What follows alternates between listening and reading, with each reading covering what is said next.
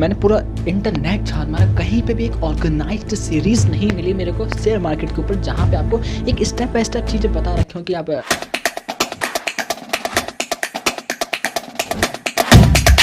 Share market में क्या होता है, ठीक है। तो और देखो कुछ मिली भी, ऐसी बात नहीं है, ऐसी बात नहीं है नहीं मिली कुछ मिली भी, लेकिन उसमें क्या था, कोई आपको इतनी ईजीएस्ट वे में नहीं समझा पा रहा था कि आपको सारे शेयर मार्केट के, स्टॉक मार्केट के जितनी भी टर्म्स हैं वो समझ में आ जाए बिल्कुल ईजीएस्ट में। कुछ न किसी ने नहीं बताया, आपको वीडियोज़ बना के दे दिए कि भाई आप ऐसे कर सकते हो, इसमें ऐसा होता है, वो होता है, पी रेशो वगैरह, ये सारी चीज़ उसमें बता दी, लेकिन ईजीएस्ट वे में नहीं बताई, इतनी ईजीएस्ट वे में नहीं बताई कि आपको क्या हर एक इंसान को अच्छे से समझ में। तो मैंने चाहा कि मैं एक ऐसी इसी के ऊपर बेसिक ऑफ स्टॉक्स मार्केट के ऊपर एक सीरीज़ लेके आता हूँ। तो मैं इस अपने चैनल के ऊपर बेसिक ऑफ स्टॉक मार्केट की सीरीज़ डालने वाला हूँ। कुछ दिनों के अंदर आपको ये वीडियोस प्रोवाइड होना स्टार्ट हो जाएंगे। पहली वीडियो है सीरीज़ की, जहाँ पे देखो जो मेरा मकसद है इस सीरीज़ को स्टार्ट करना वो सिंपल सा है कि अगर आप 8th क्लास में भी हो तो 8th क्लास के बच्चे को भी इतनी ईजी से मैं समझा सकूँ about the stock market, how it's work and how we invest in stock market, क्या होता है, कैसे होता है, क्या हर चीज़ मैं बिल्कुल अच्छे से समझाने वाला हूँ इस सीरीज़ के अंदर। देखो अब इसके अंदर होने वाला क्या, इसके अंदर देखो पहली चीज़ तो ये कि इस सीरीज़ में आपको ए टू जेड स्क्रैच से नॉलेज मिलेगी, आपको पूरा पता चलेगा शेयर मार्केट क्या होता है, उसमें कैसे इन्वेस्ट करते हैं, पी रेशियो वगैरह, पी रेशियो क्या होता है, एलटीपी क्या होता है, और बहुत सारी चीज़ें इसके अंदर आपको पता चलेगी, ठीक है। तो चलिए स्टार्ट करते हैं, ठीक है। चलो पहली चीज़, अच्छा एक बात बताओ, कोई भी बिल्डिंग है, नींव है, बिल्डिंग है, अब बिल्डिंग जब बनाते तो सबसे पहले क्या बनाते हैं, बेस बनाते हैं, ठीक है, बेस नींव। अब अगर मान लो वो हम उसमें ज़मीन देखते कि ज़मीन अच्छी होनी चाहिए, अब मान लो जो ज़मीन है वो अनवांटेड, वहाँ पे प्लांट्स लगे हुए, वहाँ पे गड्ढे हो रहे हैं, ज़मीन लेवल में नहीं है, वहाँ पे गंदगी फैली हुई, तो क्या उस पर जो बिल्डिंग वो बन जाएगी? एब्सोल्युटली नहीं, उस पर नहीं बने। क्यों? रीज़न इज डैट कि वो जो उनकी ज़मीन है वो बिल्कुल साफ़ नहीं है। तो इसी तरीके से आपके अभी तक जो बिलीव्स शेयर मार्केट को, स्टॉक मार्केट को लेके, उन्हें आप भुला दो, ठीक है। हो सकता है कि आप सोचते हो शेयर मार्केट और स्टॉक मार्केट स्कैम है या फ्रॉड है, या फिर वहाँ पे पैसा डूबता है, जो भी आपका बिलीफ है उन्हें पहले बुलाओ। अब जो मैं आपको बताना चाहता हूँ, जो आपकी जो ज़मीन है उससे जो आपका बेस है उसको पूरा पहले आप लेवल पे लाओ, फिर उसके बाद जो मैं बताना चाहता हूँ उसको आप सीखो, समझो। फिर आपका जो वो है ड्यूटी बनती है कि जो चीज़ अगर मैं बता रहा हूँ, जो चीज़ आप अपने टीचर से सीख रहे हो, मेरे से सीख रहे हो, तो आप उस पर रिसर्च करो, समझो कि जो चीज़ मैं बता रहा हूँ ठीक है कि नहीं। और देखो अल्टीमेटली मैंने देखो भाई ये जो पूरा सीरीज़ बनाया ऐसे नहीं बनाया, इस पर बहुत सारी रिसर्च करी, बहुत सारी, जब आपको समझाने से पहले मैंने बहुत सारी चीज़ें इसमें सीखी, तब जाके मैं आपको बता पा रहा हूँ, ठीक है। तो इसके पीछे मोटिव नहीं है कि देखो मैं आपको कुछ उल्टा सीधा उठा के आपको बता दूँ। पहली बात ये है कि इसमें देखो बहुत सारा टाइम लगाया मैंने, टाइम इन्वेस्ट करने के बाद बहुत सारी चीज़ें सीख के फिर मैं आपको सिखा पा रहा हूँ कि ये चीज़ें कैसे काम करती हैं, ठीक है। चलो अब पहली चीज़ कि आपके मिथ्स, पहले हम जो इसमें हम बात करने वाले हैं वो है आपके मिथ्स। पहले आपके जो मिथ्स हैं वो हम पूरे क्लियर करेंगे, ठीक है। अब मिथ्स क्या क्या हो सकते हैं? देखो पहला जो मिथ है सबसे भयंकर, वो ये है कि is it a gambling game? Share market it is a gambling game? क्या ये गैम्बलिंग गेम है? क्या ये स्कैम है? क्या ये फ्रॉड है? देखो बात समझो, बहुत से लोग बोलते हैं कि भाई जो शेयर मार्केट है, स्टॉक मार्केट है, स्कैम है, गैम्बलिंग गेम है, वहाँ पे सट्टा चलता है, सट्टा बाजार है, क्या ऐसा है? तो हम टेक्निकली वाइज इसको चीज़ों को समझेंगे, डेटा के वाइज समझेंगे कि है कि नहीं है, जो सट्टा बाजार है कि नहीं है, स्कैम है कि नहीं, ठीक है। अब पहले इसमें एक चीज़ मैं आपको ऐड करना चाहूँगा। देखो अगर आप मानो मेरी बात, तो ये शॉर्ट टर्म के लिए स्कैम है। हाँ मैं बोलता हूँ, ऑब्वियसली ये बोलता हूँ कि stock market, share market scam है, फ्रॉड है, सट्टा बाजार है for short term, not for long term. अगर लॉन्ग टर्म में आप देखो तो ये सट्टा बाजार नहीं है।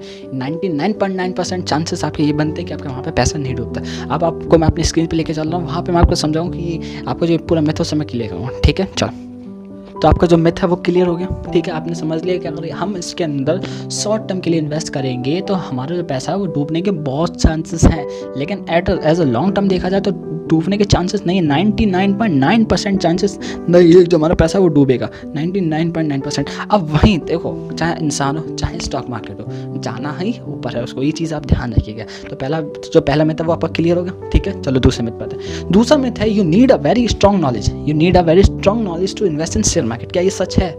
आपको बहुत ज़्यादा स्ट्रॉन्ग नॉलेज चाहिए फाइनेंस के ऊपर आपको स्टॉक मार्केट में इन्वेस्ट करने के लिए, सच है। देखो अभी आपके सामने यहाँ पे कुछ बिलीनियर्स की लिस्ट यहाँ पे शो हो रही होगी, जो कि ये बताते हैं कि ये जितने बिलीनियर्स हैं इनकी नेटवर्थ भी यहाँ पे। अब जो ये बिलीनियर्स की लिस्ट शो हो रही है, इनमें से मोस्ट ऑफ द बिलीनियर्स जो इंडिया के अंदर स्टॉक मार्केट से बने, शेयर मार्केट से बने, उन्होंने कभी इनके फाइनेंस से रिश्ता ना था, नहीं था, दूर तक उनका रिलेशन ही नहीं था फाइनेंस से।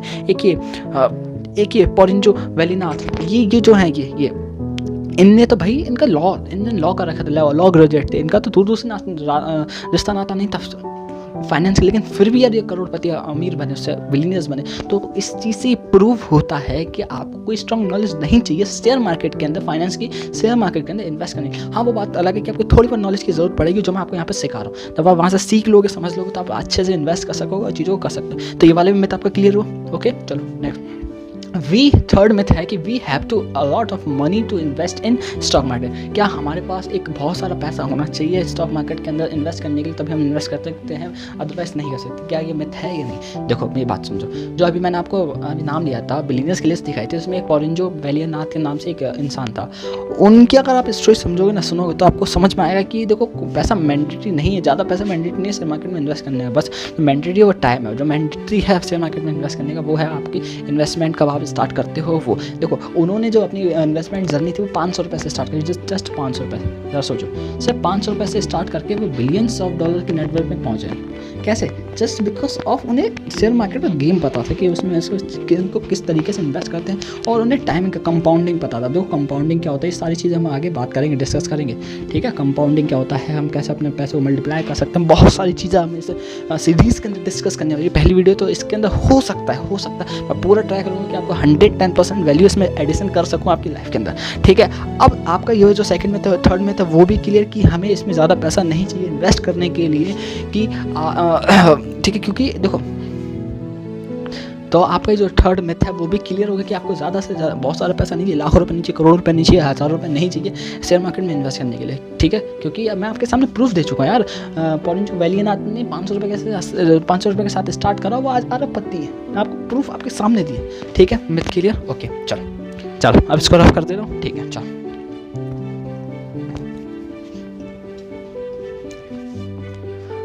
अच्छा, इसमें आपने एक चीज़ सीखी होगी, एक चीज़ हम आपको बताने वाले हैं, LTCG, ये क्या होता है? अच्छा, आपने अभी जितने भी बिलियनर्स देखे, ठीक है, आपको उनके नेटवर्क नीचे दिखाई, उनकी फोटोज़ दिखाई, उनके नाम लिखे हुए दिखाई दिए, ठीक है। अब उनमें से जितने भी बिलियनर्स थे, जो उनकी जो इनकम थी वो किस में थी? बिलियंस ऑफ डॉलर में थी। उनके जो नेटवर्क था बिलियंस ऑफ डॉलर में थे। तो अगर उन्होंने, देखो एक चीज़ आपने टर्म कहीं ना कहीं पढ़ा होगा, इनकम टैक्स वाला, कि जहाँ पे अगर आपकी इनकम हो रही है तो आपको गवर्नमेंट को इनकम टैक्स देना पड़ता है, ठीक है। वो कुछ भी टैक्स स्लैब में आप आ रहे हो कि आप 2 लाख के टैक्स स्लैब में, 5 लाख के टैक्स स्लैब में, 10 लाख के, 30 लाख के, जो भी एनीथिंग, बट आपको इनकम टैक्स देना ही पड़ेगा, आप कैसे भी दो। ये चीज़ आपने पढ़ा होगा, सुना होगा, या फिर कहीं से आपने देखा होगा। तो इसमें होता क्या है, इन जो बिलियनर्स की मैंने आपको लिस्ट दिखाई, इसके अंदर भी इन्होंने बिलियंस ऑफ डॉलर कमाए वहाँ से। अब जब बिलियंस ऑफ डॉलर कमाए तो उसमें तो टैक्स लगना चाहिए। तो अब मुझे ये बताओ, मेरा क्वेश्चन आपसे ये है, क्या वो उनकी जो बिलियंस ऑफ नेटवर्थ है, क्या उस पर टैक्स लग रहा होगा? The answer is no. उन्हें 0 रुपये, 1 रुपये तक का उनको टैक्स उस पर पे नहीं करना होगा भाई। उन्होंने उस पर पूरा फुल टैक्स उस पर बचा लिया। यही होती है शेयर मार्केट की पावर। और इसको हम बोलते हैं लॉन्ग टर्म कैपिटल गेन, इसको हम बोलते हैं LTC, यानी long term capital gain. Long term capital gain क्या होता है, देखो समझो, लॉन्ग टर्म कैपिटल गेन में कुछ नहीं होता है। जहाँ पे आपके पास एक शेयर होता है, आपने मान लो कोई भी शेयर खरीदा ABC कंपनी का, अब आपने उस शेयर को खरीदने के बाद उसको 1 साल तक अपने पास होल्ड करके रखा। अब जब आप 1 साल से ज़्यादा उसको होल्ड करके रखते हो तो आपको उसके ऊपर बिल्कुल टैक्स नहीं देना पड़ता है। ये लॉन्ग टर्म कैपिटल गेन सब कहता है। ये कॉन्सेप्ट आपको क्लियर हुआ या नहीं, समझ में आया ये चीज़? तो ये चीज़ देखो, जब इसको नोट करो, देखो जब आप मेरे लेक्चर में हुआ करो तो एक कॉपी, एक पेन लेके बैठा करो, और उस पर जो चीज़ मैं बताऊँ उसको नोट करो। क्योंकि देखो यार, मैं इतनी मेहनत कर रहा हूँ, चीज़ों को समझ रहा हूँ, सिखा रहा हूँ, फिर आपको बता रहा हूँ, फिर अपना पूरा स्टूडियो वगैरह सेटअप करके, फिर कैमरा ऑन करके, फिर आपके सामने बोल रहा हूँ, गर्मी में पसीना आ रहा है, देखो तो आप देख सकते हो लिटरली चेहरे में पसीना है। तो यार इतना कर रहा हूँ, तो थोड़ा बहुत तो आप ही थोड़ा बहुत सपोर्ट करो यार, लाइक करो, कमेंट करो, थोड़ा सा सब्सक्राइब करो, लोगों के साथ शेयर करो। क्या इतनी मैं वैल्यू एडिशन कर रहा हूँ, इतना मेहनत कर रहा हूँ, थोड़ी बहुत तो सपोर्ट कर सकते हो। तो वो वाली चीज़ें यार आप नहीं करते। देखो चलो कोई बात नहीं, ठीक है। अब अपने टॉपिक पे आते हैं। अब जो लॉन्ग टर्म कैपिटल गेन है, जब ही आपको मिलेगा, आप XYZ जितने चाहो उतने शेयर खरीद सकते हो कोई भी कंपनी के। अगर आप उसे 1 साल से ज़्यादा तक होल्ड रखते हो, अब रखोगे कहाँ पे? वो भी तो रखना पड़ेगा, कहीं तो रखना पड़ेगा।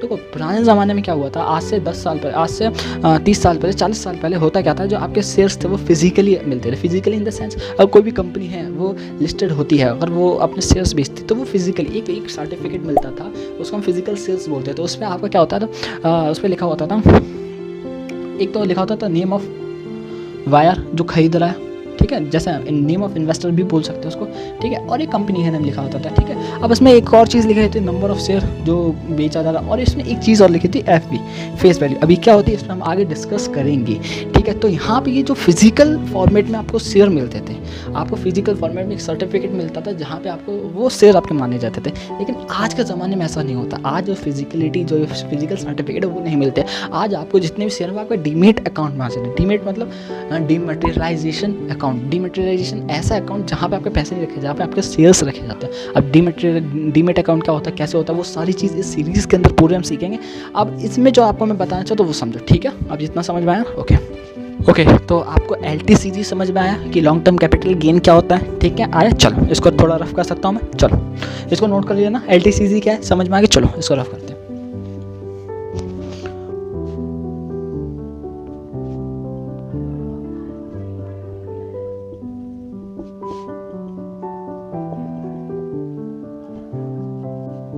ठीक है, अब देखो इंटरेस्ट तो आपने सबने सुना होगा कि इंटरेस्ट कहाँ मिलता है। देखो बेसिकली इंटरेस्ट कहाँ मिलता है, FD वगैरह पे। और एक चीज़ और है, आपको इंटरेस्ट कहाँ मिलता है, वो मिलता है डिवेंचर पे, ठीक है। FD पे आपको इंटरेस्ट मिलता है और आपको मिलता है डिवेंचर पे भी। अब डिवेंचर क्या होता है, डिवेंचर कुछ नहीं होता है जैसे ये हमारे यहाँ इंडिया के अंदर FD वगैरह होता है, उसी टाइप से कुछ उसी सिमिलर टर्म्स होता है डिवेंचर इन फॉरेन में आपको FD तरह मिल जाता है। अब एक चीज़ समझो, FD में होता है क्या, आप कुछ अमाउंट ऑफ मनी वो आप FD में रखते हो। FD में रखने के बाद वहाँ से आपको कुछ रेट ऑफ इंटरेस्ट मिलता है। अब वो रेट ऑफ इंटरेस्ट क्या होता है, आपकी इनकम होती है, वहाँ से कुछ पैसा कमाते हो। जब आपका पैसा कमाते हो तो उस पर तो टैक्स लगना है, लगेगा नहीं लगेगा भाई। देखो एक बात होता है, इनकम आप कहीं से कर रहे हो, इनकम में तो हमेशा आपको पता है इनकम टैक्स लगता ही 110%, तो उस पर इनकम टैक्स लगेगा, तो इसके ऊपर भी इनकम टैक्स लगेगा। तो ये FD क्या होता है, एक ये जो हमारा है वो टैक्सेबल होता है कि नहीं होता है, टैक्सेबल, ठीक है, टैक्सेबल होता है। अब एक चीज़ और समझो, मान लो जो FD होता है उसके अंदर क्या होता है, जो आपको रेट ऑफ इंटरेस्ट दिया जाता है, जितना भी दे रहा हो 5%, 6%, 7%, जो भी दे रहा हो A to Z जो भी, तो उसमें जो आपको बोला जाता है कि वो फिक्स रहता है। हाँ देखो कुछ कंपनीज होती हैं वो आपको फिक्स रखती हैं कि आपको 3% दिया जाए, लेकिन अगर वो चाहें, जैसे मान लो 1 अप्रैल को आपसे बोला गया कि जो आपकी जो रेट ऑफ इंटरेस्ट आपको जो मिलेगा ना वो एट द 7% के रेट से मिलेगा, ठीक है। लेकिन हुआ क्या, आपको 1 सितंबर को क्या करा, उन्होंने रिवाइज़ कर दिया अपने रेट ऑफ इंटरेस्ट को, ठीक है। इंटरेस्ट रेट है उसको रिवाइज़ करने के बाद बोला कि आपको 7% नहीं 5% मिलेगा। अब मेरा क्वेश्चन आपसे ये है कि जब सितंबर आए, सितंबर के बाद से आपको कितना मिलना स्टार्ट हो जाएगा, 5% या 7%? हो नहीं, आपको 7% ही मिलेगा, 5% आपको नहीं मिलेगा। क्यों नहीं मिलेगा पहले बात समझो। तो अब जो रिवाइज कर डिक्लेयर कर रहा है 5% रेट ऑफ इंटरेस्ट, वो उन लोगों के लिए डिक्लेयर कर रहा है जो अब सितंबर में अपनी FD कराते हैं, उन लोगों के, ना कि उन लोगों के लिए करा है जो कि जिनकी पहले से। अब देखो आपके लिए भी लागू हो जाएगा, कब लागू होगा आपके लिए, जब लागू होगा जब आपकी जो FD वो मेच्योर हो जाएगी। मेच्योर कब होगी, 31 मार्च को, ठीक है। तो अब इस चीज़ आपको टर्म समझ में आया। अच्छा एक चीज़ बताओ कि मैंडेटरी है इंटरेस्ट देना बैंक्स वालों के लिए, मैंडेटरी है ही नहीं? ऑफकोर्स मैंडेटरी है, ये नहीं देंगे क्या, देना पड़ेगा ना। FD कराएगी तो उस पर भाई इंटरेस्ट तो देना पड़ेगा, मैंडेटरी। अब वहीं अब इस चीज़ को समझ में आ गया, इंटरेस्ट क्या, थोड़ा बहुत तुमने इस पर बात करा। अब आते हैं डिविडेंड्स, इसको लिखो टर्म को, पेन उठाओ। अब भाई अब नोट्स मैंने बताया, नोट्स लेके कॉपी लेके बैठो, नोट करो इसको, पेन उठाओ, उस पर लिखो डिविडेंड। अब डिविडेंड क्या होता है बात करेंगे इस पर, ठीक है। चलो लिखो इस पर।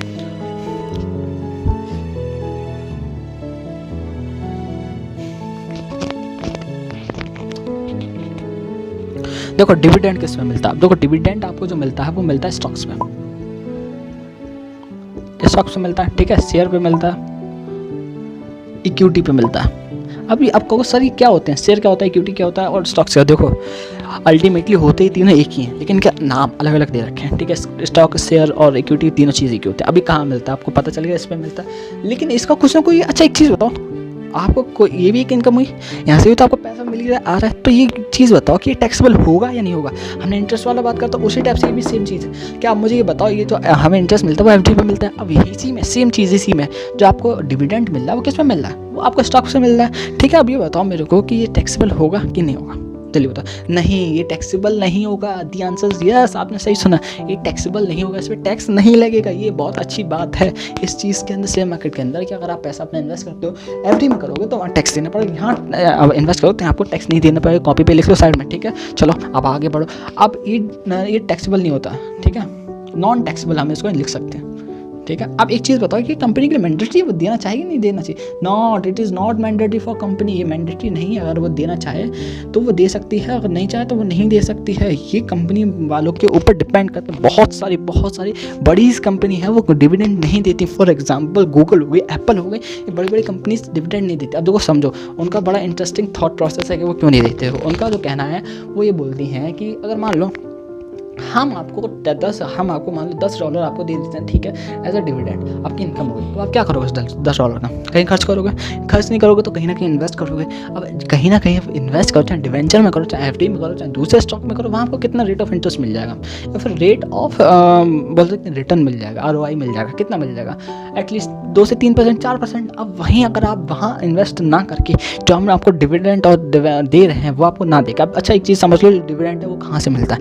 ऐसा होता है जब कोई कंपनी होती है बहुत बड़ी, वो बहुत अच्छा परफॉर्म करती है, उसकी जो टॉप लाइन ग्रोथ है बहुत अच्छी है। टॉप लाइन क्या होता है, बॉटम लाइन क्या होता है, वो भी हम इसी में सीखेंगे जो नेक्स्ट आने वाले लेक्चर में सीखेंगे। टॉप लाइन कुछ नहीं होता है। अब मैं थोड़ा सा इसमें बता देता हूँ। देखो जो टर्नओवर है वो बहुत अच्छा गुजर रहा है, बहुत अच्छा जा रहा है, और साथ ही में जो उसका प्रॉफिट हो रहा है कंपनी वो भी बहुत अच्छा हो रहा है। अब क्या हुआ, जब प्रॉफिट बहुत अच्छा हो रहा है तो उसमें से क्या करेगी कंपनी, कुछ अमाउंट ऑफ मनी ऊपर से उठा के जो अपने उनके शेयर होल्डर्स हैं उनको बांट देगी। यही होता है डिविडेंड, ठीक है।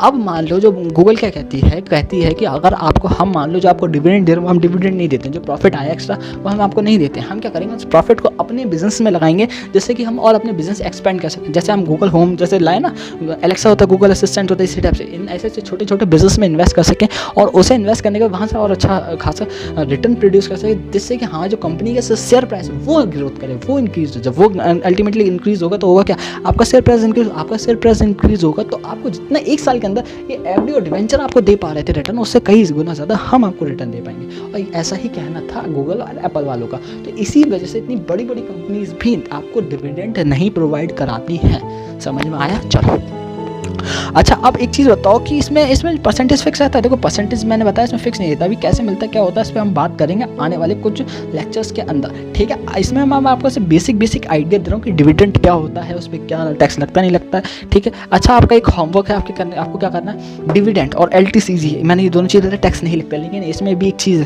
ड्रॉबैक ये है कि इसमें टैक्स तो नहीं लगता, लेकिन एक लिमिट के बाद ही आपको टैक्स लगना इसमें स्टार्ट हो जाता है। अब वो लिमिट क्या है वो आप मुझे कमेंट में बताएंगे। होमवर्क है आपका, कल के लेक्चर में मैं कमेंट सबों के पढ़ूंगा, तो इस वाली वीडियो के नीचे आप कमेंट कर दीजिएगा। कल के लेक्चर में सारे कमेंट्स में पढ़ूंगा, कल के लेक्चर में बोलूँगा जो सही आंसर देता है तो उसका अपने वीडियोज़ में नाम भी लूँगा, ठीक है। तो आप कॉमेंट करो, आपको देखो कहीं से देखा, गूगल से देखो, यूट्यूब से देखा, कहीं से भी देखो, समझो इस चीज़ों के बारे में। क्योंकि देखो ये वन वे मेहनत नहीं हो सकती। देखो मैं मेहनत कर रहा हूँ, आपको भी मेहनत करनी पड़ेगी मेरे साथ साथ, क्योंकि देखो इतनी सारी चीज़ें सीख रहा हूँ, समझा रहा हूँ, आपको बता रहा हूँ। तो ये मेरी तरफ से नहीं, आप भी करो उसमें, आप भी इसमें इंक्लूड करो, क्योंकि अल्टीमेटली आपका भी उसमें भला ही हो रहा है, ठीक है। तो जो होमवर्क दिया उसको करिएगा, ठीक है। और इंटरेस्ट और डिविडेंड बिल्कुल क्लियर हुआ, समझ में आया? अब कहाँ मिलती है, किस पे मिलती है, आपको बिल्कुल अच्छे से क्लियर हो गया। अच्छा, अब ये मिलता किस पे है, अब होता क्या है, ये मैंने आपको बता दी कि जो कंपनी प्रॉफिट करते हैं, प्रॉफिट करने के बाद वहाँ से कुछ अमाउंट जो प्रॉफिट है उसे कमाकर वो हमारे जो इन्वेस्टर उनको बांट देते हैं, शेयर होल्डर को, ठीक है। ये होता है। अब आपको मैं अपनी स्क्रीन पर लेके चलता हूँ, वहाँ पर कुछ ऐसी मैं कुछ और जो टर्म्स हैं इससे रिलेटेड मैं वो बताऊँगा, ठीक है। ओके, तो आपने वहाँ पर मेरे स्क्रीन पर आपने बहुत सारी 2 चीज़ें सीखी, 2 टर्म क्या सीखे, एक टॉप लाइन ग्रोथ और एक bottom line growth. Bottom line और top line growth, top line कुछ नहीं होता, टॉप लाइन जो कंपनीज का टर्नओवर होता है वो होता है। बॉटम लाइन क्या होता है, बॉटम लाइन वो होता है जो कंपनीज का प्रॉफिट होता है आफ्टर द टैक्स, टैक्स के बाद जो प्रॉफिट होता है वो कम बॉटम लाइन। कभी ऐसी सिचुएशन हो सकती है कि जहाँ पे आपका जो टॉप लाइन ग्रोथ है वो हम बहुत ऊपर होती जा रही है, लेकिन जो आपकी बॉटम लाइन ग्रोथ है वो नीचे जा रही है, वो नहीं हो पा रही है। कभी बोल सकते हैं वो कांस्टेंट, ऐसा कभी हो सकता है? हाँ हो सकता है। कब हो सकता है? ऐसा सिनेरियो में, ऐसे केस में हो सकता है जहाँ पे आपका टर्नओवर तो बढ़ रहा हो लेकिन आपके प्रॉफिट्स ना बढ़ रहे हो, आपके एक्सपेंस बढ़ रहे हो, साथ में आपके प्रॉफिट्स ना बढ़ रहे हो। वो कौन होता है? एग्जांपल दूँ, एग्जांपल जैसे आपके फ्लिपकार्ट, एग्जांपल जैसे आपकी अमेजॉन, वो क्या करते हो, ऑफर्स निकालती हैं, बिग बिलियन डेज आ गया है ना, बड़ा मीशो का सेल आ गया, मीशो सेल आ गया, समर सेल आ गया। उसमें क्या होता है, वो ऑफर देती हैं अपने प्रोडक्ट्स के ऊपर, अपने और अपने कस्टमर के ऊपर, और अट्रैक्ट हो, देखो उनका टर्नओवर तो अल्टीमेटली बढ़ रहा है, वहाँ से क्या है, बहुत सारे प्रोडक्ट की सेल्स हो रही है, टर्नओवर बढ़ रहा है, क्या प्रॉफिट हो रहा है? प्रॉफिट नहीं हो रहा है। इसमें भी हम चीज़ों को सीखेंगे, हम किस तरीके कैसी कंपनीज ढूंढ के इन्वेस्ट करें जहाँ पे हमें जो है डिविडेंड पहली चीज़ तो अच्छा मिले, दूसरा रिटर्न बहुत अच्छा मिले, ठीक है। ये आपका क्लियर हुआ। अब हम बात करते हैं कि जो हमें डिविडेंड मिलता है वो किसके बेस्ड पे मिलता है। कई बार आपने देखा हो कहीं पे कि जो आपको डिविडेंड मिल रहा है ना, कहीं आपने देखा होगा 100% मिल रहा है, 120%, 1000%, 500%, 280%। आप होगा अरे भाई 280%, मजे आ गए, कैसे, कहाँ से मिल रहा है ये? तो अब हम ये देखेंगे मिलता किसके ऊपर है, ठीक है। चलो इसको रफ कर दूँ मैं, ओके।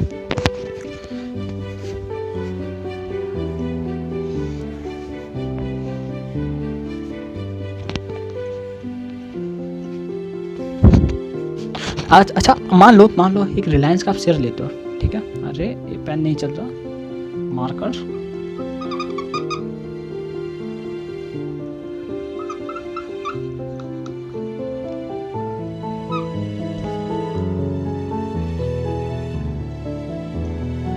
मान लो आप रिलायंस का शेयर लेते हो जो आपको पड़ता है 2000 रुपये का, कितना 2000 रुपये का आपको रिलायंस का शेयर पड़ता है। अब जो रिलायंस का शेयर पड़ता है आप देखते हो अरे इस पर डिविडेंड मिल रहा है कितना 280%। अब आपका दिमाग खराब होता है, आप कहते हो अरे भाई 280% इस पर डिविडेंड मिल रहा है, अगर मैं इस शेयर को खरीदता हूँ तो 2.8 गुना मुझे ज़्यादा पैसा मिलेगा, अरे भाई इसके ऊपर तो शेयर खरीदना चाहिए। अब आप एक्साइटेड में खरीद भी लेते हो, लेकिन वहाँ पर नुकसान हो जाता है क्योंकि जो आपको डिविडेंड मिल रहा है वो 280% इसके जो मार्केट शेयर प्राइस है इसके ऊपर नहीं मिल रहा है। तो आपको डिविडेंड मिल रहा है वो फेस वैल्यू पे मिल रहा है। फेस वैल्यू क्या होता है आप ये समझो, ठीक है। फेस वैल्यू होता है क्या, अब जितना भी डिबेट चाहे 280% हो, चाहे वो 500% हो, चाहे वो 1000% हो, चाहे वो 2% हो, चाहे वो 10 या 20 जितने भी परसेंटेज हों वो आपको मिलते हैं आपके फेस वैल्यू पे। अब देखो फेस वैल्यू क्या होता है, फेस वैल्यू समझो।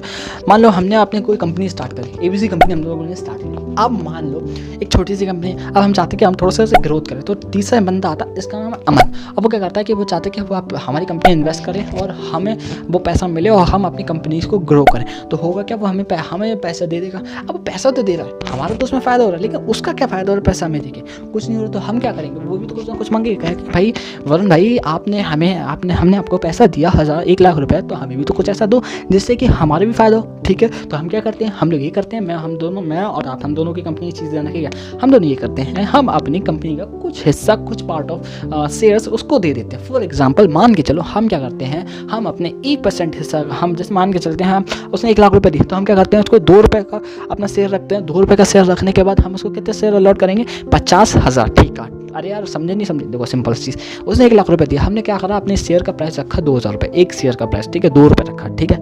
अब वो अगर हमें 1 लाख रुपये दे रहा है तो उसको कितने शेयर मिलने चाहिए, कितने मिलने चाहिए भाई, 2 रुपये का एक शेयर है, 1 लाख रुपये दी, कितने मिलने चाहिए, 50,000 शेयर उसको मिलने चाहिए। 50,000 उसको अलॉट होगा शेयर।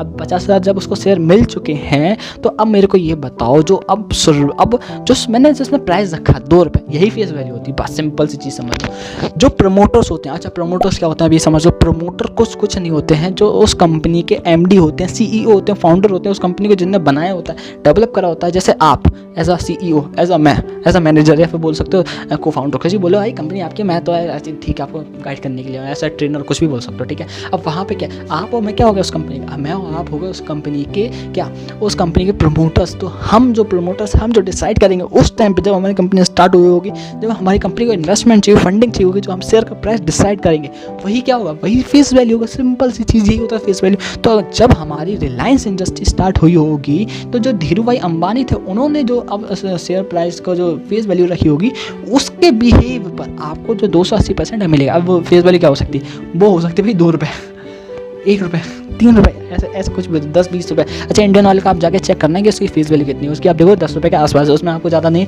शायद 50-60% ही आपको मिल रहा होता है एक शेयर के ऊपर, लेकिन वो भी बहुत अच्छा है, वो भी बहुत ही अच्छा है। तो आपको समझ में आया फेस वैल्यू का कॉन्सेप्ट, बिल्कुल क्लियर हुआ, अच्छे से क्रिस्टल क्लियर हुआ, ठीक है। अब इसके अंदर देखो ये चीज़ आपको कहाँ मिलेगी, देखो आप ये कि जो आपको फेस वैल्यू कहाँ मिलेगी, देखो जो टर्म्स मैं बोल रहा हूँ, देखो हो सकता है आप में से बोलो कि भाई मुझे बहुत सारे आप बीचों बीच में से चीज़ें निकाल के बता रहे हो, बीचों बीच में से चीज़ें कर रहे हो। देखो होता क्या है, आपको मैं थोड़ा सा चाहता हूँ कि आप थोड़ा सा देखो आप बीच बीच में इसलिए मैं सिखाना चाह रहा हूँ क्योंकि देखो अगर आप मान के चलो आप स्विमिंग सीखना चाहते हो, जब तक आप स्विमिंग पूल के अंदर उतरोगे नहीं, पानी में नहीं उतरोगे, तो आपको गहराई का अंदाज़ा कैसे पड़ता चलेगा, आप स्विमिंग कैसे सीखोगे। वही चीज़ है, मैं आपको डायरेक्ट इसे कॉन्सेप्ट पे लेके आ रहा हूँ, डायरेक्ट लेके आना चाहता हूँ क्योंकि देखो ये सीरीज़ है, मुझे पता आपका भी टाइम लिमिटेड है, मेरा भी टाइम लिमिटेड है। लिमिटेड मीन्स का मतलब ये नहीं कि मेरे पास टाइम ही कम है, आपके पास टाइम की कमी इसलिए है कि देखो आप ज़्यादा टाइम नहीं इन्वेस्ट कर सकते। मैं चाहता हूँ कि आपको कम से कम टाइम में ज़्यादा से ज़्यादा नॉलेज, ज़्यादा से ज़्यादा वैल्यू प्रोवाइड कर सकूँ। तो दैट इज़ वाई कि मैं आप लोगों को ये कुछ ऐसी जो जो शेयर मार्केट डायरेक्ट रिलेटेड चीज़ है वो आपको मैं बताना चाहता हूँ। देखो धीमे धीमे हम सीखेंगे, धीमे धीमे आप सीरीज से साथ चलते तो आपको एक एक चीज़, एक एक जो आपके दिमाग में कीड़ा आ रहा है वो सारी चीज़ मैं क्लियर करता जाऊँगा। एक ऐसी कोई चीज़ नहीं छोड़ेगी जो आपको ना लगे कि भाई ये चीज़ आपने बताई नहीं बरन सर। अगर फिर भी उसके बाद भी कोई डाउट रह जाता है तो आप देखो नीचे आपको डिस्क्रिप्शन पे मेरी इंस्टाग्राम का जो लिंक है वो आपको मिल जाएगा, वहाँ जाके आप पूछो। ये देखो शुरुआत यार, मेरी यूट्यूब चैनल की शुरुआत है तो मुझे मालूम ज़्यादा व्यूज़ ज़्यादा डाउट वगैरह नहीं आएंगे, क्योंकि यार मेरे जो वीडियोस में 20-25 व्यूज़ आते हैं वो भी 3-4 दिन के अंदर आ पाते हैं, तो उसमें कितने डाउट होंगे, 1-2 डाउट होंगे, वो भी आके पूछ लो तो मैं उसमें आसानी से रिप्लाई कर दूँगा। और वहीं अगर मान लो इस वीडियो ने अच्छा खासा हिट कर लिया, ज़्यादा से अच्छा व्यूज़ ला दे, तो ये पूरा ट्राई करूँ कि मैं आपके जितने भी डाउट है वो सॉल्व करूँ। ठीक है, समझ में आया ही नहीं है। अच्छा अब इसके अंदर मैंने आपको डीमेट बताया, फिजिकल बताया, एक बार रिकैप कर लें, सारी चीज़ को समराइज़ कर लें क्या क्या पढ़ा है। ठीक है, आप जो चीज़ बताऊँ उसको नोट ज़रूर करिएगा। ठीक है, फेसबुक नोट कर लिया ना, चलो एक समराइज कर लें। देखो पहली चीज़ जो हमने इसमें क्लियर कर वो था हमारे मिथ्स। हमने इसमें अपने जितने भी मिथ्स वो सारे क्लियर करे। मिथ क्लियर करने के बाद हमने इसमें लॉन्ग टर्म कैपिटल गेन समझा, एलटीसीजी समझा क्या होता है। एलटीसीजी आपको होमवर्क दिया कि आप एलटीसीजी और डिविडेंड की एक लिमिट पता करके आएंगे कब, उसके बाद टैक्स लगना स्टार्ट होता है। फिर हमने इसमें पता करा कि जो हमें डिविडेंड मिलता है वो किसके ऊपर मिलता है, कहाँ मिलता है। ठीक है, अब ये टैक्सेबल होता है या नहीं होता, ये चीज़ सीखी हमने। ठीक है, अब फिर हमने इसके बाद सीखा जो हमें डिविडेंड मिलता है वो फेस वैल्यू पे मिलता है। फिर हमने फेस वैल्यू से समझी कि फेस वैल्यू क्या होती है, किस पे मिलती है। ठीक है, फिर हमने सीखा टॉप लाइन क्या होता है, बॉटम लाइन क्या होता है। इतनी सारी चीज़ें समझ में आई। ठीक है, चलो मैं नहीं चाहता कि तो इसको बहुत ज़्यादा हार्ड बनाया, बहुत ज़्यादा लंबा बनाया जाए। मैं आपको कुछ बेसिक चीज़ आपको आइडिया देना चाहता हूँ कि आपको बस क्लियर तो क्लियर आपके माइंड में वो चीज़ फिक्स हो जाए कि ये चीज़ होती क्या, बस ये क्या होता है बस। ठीक है, फिर हम जब बिल्कुल चार्ट खोल के बैठेंगे शेयर मार्केट का, उसके अंदर हम देखेंगे कि ट्रेड कैसे हो रहा है, उसमें एलटीपी क्या होता है, लेटेस्ट ट्रेड प्राइस क्या होता है, पी रेशियो क्या होता है, पी रेशियो क्या होता है, उसके बाद वॉल्यूम क्या होता है, कैपिटलाइजेशन क्या होता है, मिड कैप क्या होता है, फंडामेंटल एनालिसिस, जो टेक्निकल एनालिसिस, वो सारी चीज़ इसमें कवर करने वाले हैं, उसमें हम कवर भी करेंगे। ठीक है, तो देखो इसके एक थॉट प्रोसेस भी दूंगा कि आपको किस तरीके से इन्वेस्ट करना चाहिए। ठीक है, तो अगर वीडियो देखो मैं फिर से आपसे बोलूँगा, देखो कहीं देखो मैं मेहनत कर रहा हूँ इस पर। अगर वीडियो आपको पसंद आ रही हो, वैल्यूबल लग रही हो तो इसको ज़रूर लाइक करिए और सब्सक्राइब जरूर करें। तो मिलते हैं अगली वीडियो में, तब तक के लिए bye bye, tata, see you.